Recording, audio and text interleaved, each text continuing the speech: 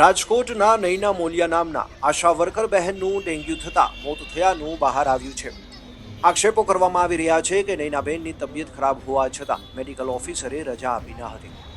રજા ન આપતા આશા વર્કર નૈનાબેનની તબિયત લથડી અને બાદમાં નૈનાબેનનું મૃત્યુ થયું। કોઠારિયા વિસ્તારના આરોગ્ય કેન્દ્રમાં નૈનાબેન ફરજ બજાવતા હતા। મેડિકલ ઓફિસર ડોક્ટર યાસ્મીને રજા ન આપતા તેમની વિરુદ્ધ કડક કાર્યવાહી કરવાની માંગો ઉઠી છે।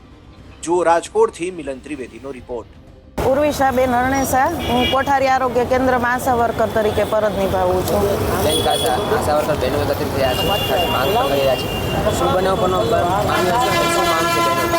બનાવ એ રીતે બન્યો હતો કે 12 તારીખે નૈનાબેન મોલિયા છે અમારા કોઠારી આરોગ્ય કેન્દ્રમાં આશા વર્કર તરીકે, એ પણ ફરજ નિભાવતા હતા। એને 12 તારીખે 12 તારીખે તાવ આવ્યો હતો, બીજા દિવસે એને રિપોર્ટ કરાવ્યો તો ડેન્ગ્યુ પોઝિટિવ આવ્યો। પછી ત્રીજા દિવસે અમારે શનિવારે મિટિંગ હતી, તો મિટિંગમાં અમારા મેડિકલ ઓફિસર એ ફોર્સ કર્યો કે તમારે અહીંયા આવવું જ પડશે મિટિંગમાં। એ બેન ચાલી શકે તેવી હાલતમાં પણ નહોતા, તો પણ તેમને ત્યાં બોલાવ્યા ફરજ બજાવવા માટે કે તમારે આવવું જ પડશે એમ।